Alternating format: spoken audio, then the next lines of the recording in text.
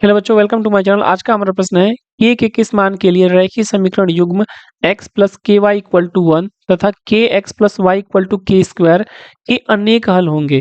देखिए, ये question UP board 2022 और 2023 में पूछा गया था। क्वेश्चन कह रहा है कि के का यहाँ पे क्या मान रखा जाए कि इन दोनों रैखिक समीकरण युग्मों के अनेक हल होंगे। ठीक है, चलिए इसे सॉल्व करते हैं। सबसे पहले जो समीकरण दिया है उसे मैं लिख लेता हूँ।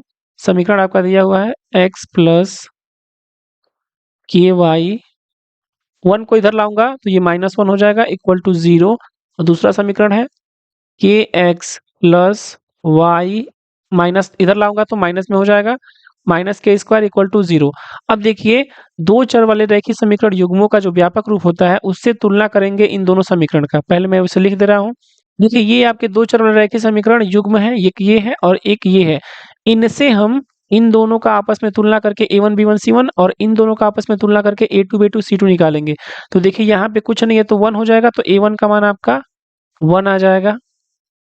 ठीक है, b1 का मान आपका k हो जाएगा, c1 का मान आपका -1 आ जाएगा।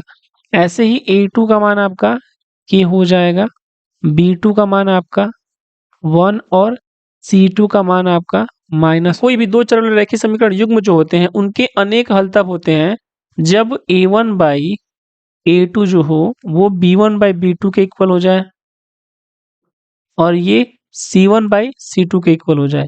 यहाँ पे हम क्या करेंगे, सबका मान रख देते हैं। a1 का मान 1 है, a2 का मान k है। ठीक है, फिर b1 का मान आपका आपका k है, b2 का मान आपका 1 है, c1 का मान आपका -1 है और इसका माइनस के स्क्वायर। ये माइनस से माइनस कैंसिल हो जाएगा। ठीक है, अब देखिए हम इसे हल करके के का मान यहाँ से निकालेंगे। देखिए, यहाँ पे दो चीजें आपको हल करना पड़ेगा। पहले इन दोनों को हल करेंगे, फिर इन दोनों को हल करेंगे। दोनों में जो कॉमन के होगा, यानी कि वो तीनों के लिए सेटिस्फाई करेगा, संतुष्ट होगा, वही हमारा आंसर होगा। तो पहले हम इन दोनों को हल कर लेते हैं।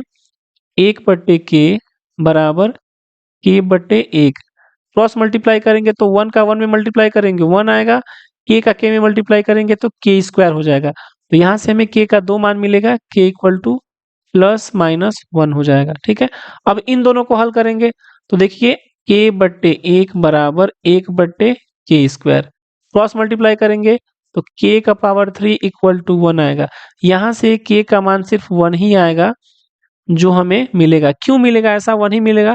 क्योंकि k इक्वल टू 1 ही यहाँ पे ऐसा रख सकते हैं कि उसका क्यूब करने पे 1 आ जाए। अगर -1 रखेंगे तो -1 आ जाएगा, +1 नहीं आएगा। तो यहाँ से हमें k का मान 1 मिल गया, यहाँ से k का मान +1 -1 मिला। तो दोनों में कॉमन क्या है? दोनों में कॉमन है k इज इक्वल टू +1। तो यही हमारा आंसर हो जाएगा। ठीक है, सो आई होप आपको समझ आया होगा। मैं आपको फिर से एक बार समझा दूंगा। देखिए, ऑप्शन नंबर फर्स्ट हमारा ट्रू हो जाएगा। क्वेश्चन कह रहा है इन दोनों रैखिक समीकरण युग्म के अनेक हल कब होंगे। इसके लिए ये कंडीशन संतुष्ट होना चाहिए। तो इसमें सबसे पहले इन दोनों को हल करेंगे, फिर इन दोनों को, क्योंकि हमें तीनों इक्वल चाहिए। ये तीनों इक्वल तभी होंगे जब ऐसा के हो जो सबके लिए बराबर हो, सबके लिए। तो के का मान +1 ऐसा है जो दोनों केस में आ रहे हैं, तो यही हमारा आंसर हो जाएगा। आई होप आपको समझ आया होगा। अगर आपको कुछ डाउट है तो आप कमेंट बॉक्स में पूछ सकते हैं। Thanks for watching this video.